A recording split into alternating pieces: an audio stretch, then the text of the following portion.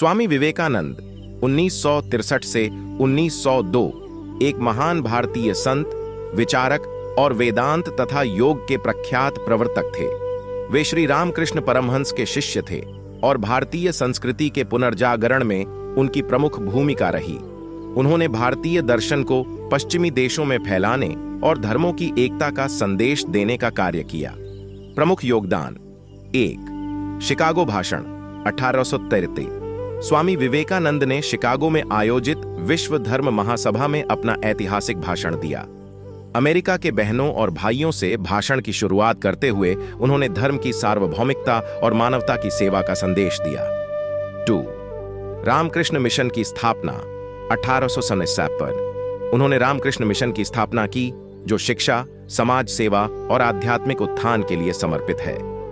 3. पश्चिम में वेदांत और योग का प्रचार। उन्होंने अमेरिका और यूरोप में वेदांत दर्शन और योग का प्रचार किया, जिससे भारत की संस्कृति और परंपराएं विश्व स्तर पर मान्यता प्राप्त हुईं। 4. राष्ट्रीयता और सामाजिक सुधार। उन्होंने भारतीय युवाओं को अपने गौरवशाली इतिहास और संस्कृति से प्रेरणा लेने तथा देश की सेवा में जुटने का आह्वान किया। उन्होंने जातिवाद, गरीबी और अशिक्षा जैसी सामाजिक बुराइयों के खिलाफ आवाज उठाई। 5.